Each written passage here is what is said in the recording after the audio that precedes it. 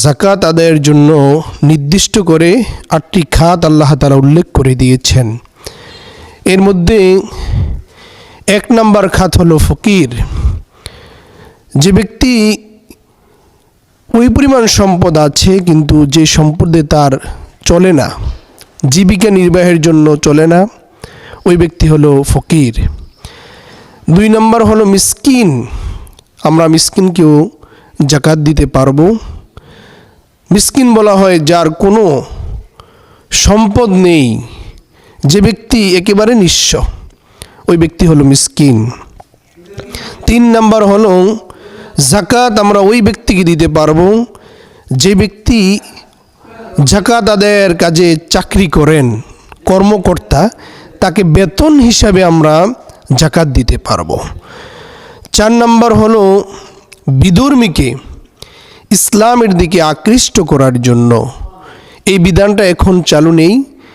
নবী করিম সাল্লাল্লাহু আলাইহি ওয়াসাল্লামের ইসলাম প্রচারের প্রাথমিক যুগে মুসলমানদের অবস্থা ছিল একেবারেই শোচনীয়, সংখ্যালঘু। ওই অবস্থায় বিধর্মীদেরকে আকৃষ্ট করার জন্য যাকাত দেওয়া যেত, কিন্তু যখন মুসলমানরা বিজয় লাভ করলেন, ইসলামকে আল্লাহ তাআলা পরিপূর্ণ করলেন, তখন থেকে এই বিধান লোপ পেয়েছে।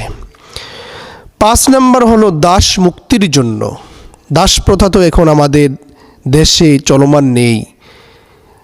আমাদের দেশে রয়েছে জেল, জুলুম, নির্যাতন। কোনো ব্যক্তি যদি অন্যায়ভাবে জেলে থাকে অথবা কোনো ব্যক্তিকে যদি জিম্মি করে টাকা চাওয়া হয়, ওই ব্যক্তিকে মুক্ত করার জন্য, যে ব্যক্তি অন্যায়ভাবে জেলে আছে তাকে মুক্ত করার জন্য, অথবা যে ব্যক্তিকে জিম্মি করে টাকা চাওয়া হচ্ছে পরিবারের পক্ষ থেকে কিন্তু পরিবারের সামর্থ্য নেই ওই পরিমাণ টাকা দিয়ে তাকে ফিরিয়ে আনা, ওই ব্যক্তিকেও যাকাত প্রদান করা যাবে। ৬ নম্বর হলো ফি সাবিলিল্লাহ, যে আল্লাহর রাস্তায় যারা যুদ্ধ করে, দিন কায়েমের জন্য যারা চেষ্টা করে, এরকম মুজাহিদদেরকে ওই দিন কায়েমের জন্য প্রচেষ্টা করতে গিয়ে যে পরিমাণ অর্থের যোগান দিতে হয়, আমরা যাকাত থেকে তাদেরকেও অর্থ দিতে পারবো। ৭ নম্বর হলো ঋণগ্রস্ত ব্যক্তি।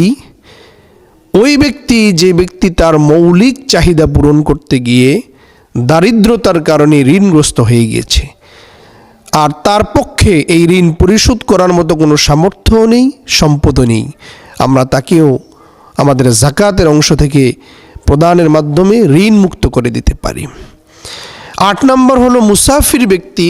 ওই ব্যক্তি যেই ব্যক্তি মুসাফির, যদিও তিনি তার বাড়িতে ধনী, কিন্তু তিনি এমন একটা পরিবেশে এসে সর্বহারা হয়ে গিয়েছেন, নিঃস্ব হয়ে গিয়েছেন, আমরা তাকেও যাকাত প্রদান করতে পারব।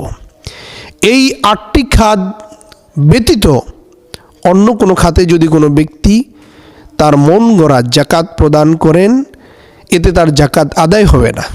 আমাদের সমাজে অনেক লোক আছে যাকাতের টাকা দিয়ে লুঙ্গি কিনে, কাপড় কিনে মানুষকে প্রদান করে। এটা যাকাত আদায়ের কোনো পদ্ধতির মধ্যে শামিল।